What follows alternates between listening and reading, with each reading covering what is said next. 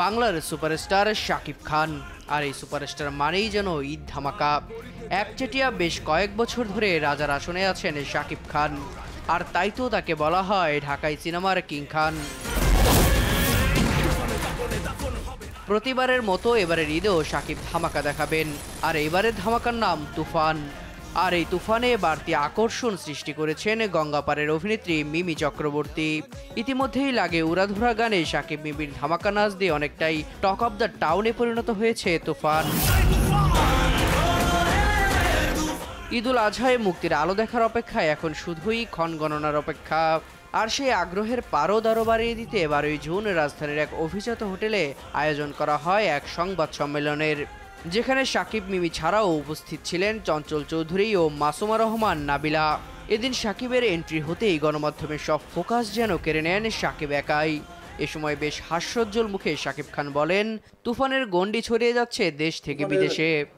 আসলে তুফানটা শুরু হয়েছিল সেই দিন আরেক 5 তারকা হোটেল থেকে সকলে একত্রিত হয়ে এমন সুন্দর একটা ছবির সুন্দর একটা পোর্ট্রে করেছিল রাফি।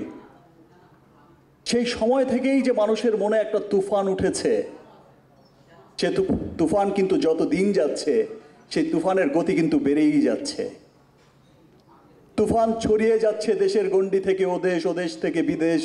তুফান দিয়ে প্রথমবারের মতো ঢাকাই সিনেমায় অভিনয় করা মিমি ঈদের ছবির প্রচারণায় বাংলাদেশে এসে তার অনুভূতি তুলে ধরে বলেন, আমি বাংলাভাষী, আপনিও বাংলা কথা বলেন, সো আমি বিশ্বাস করি আমরা সবাই বাঙালি। আর আমাকে গেস্ট বলবেন না, আমি আপনাদেরই বন্ধু, আপনাদেরই মেয়ে, আপনাদেরই বোন। পাশে থাকবেন, হৃদয়ে জায়গা দেবেন, যাতে আগামী দিন আরও ভালো ছবির উপহার আপনাদের সবাইকে দিতে পারি।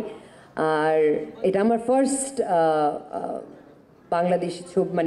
বাংলাদেশি ছবি ইন কোটস বলতে চাই, কারণ কি আমি খুবই এক্সাইটেড এই ছবিটা কে নিয়ে, বিকজ তোমাদের সবার প্রিয় শাকিব খান রয়েছে সেখানে।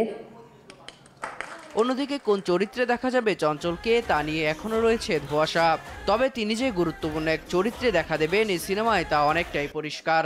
এই অভিনেতা এদিন বলেন, আমরা অনেকে ইন্ডাস্ট্রিতে কাজ করি, কিন্তু সেটা অনেকে করি শুধুমাত্র রুটি রুজির জন্য, কেউ করি সিনেমার স্বার্থে, কেউ করি শিল্পের স্বার্থে। এই মানুষটার সঙ্গে আমার যতবার কথা হয়েছে আমার মনে হয়েছে যে তার যত জনপ্রিয়তা, সর্বোচ্চ জনপ্রিয়তা বাংলাদেশে আছে, এটাকে যদি ঠিকঠাক মতো কাজে লাগানো যায় আমাদের সিনেমাকে চেঞ্জ করা সম্ভব, আন্তর্জাতিক মানে নেওয়া সম্ভব, এবং আমাদের আন্তর্জাতিক বাজারে আমাদের একটা বিস্তৃতি ঘটানো সম্ভব। তুফান সিনেমার আরেক নায়িকা নাবিলা। এই অভিনেত্রী বলেন, অভিনেতা নন, বলেন শট।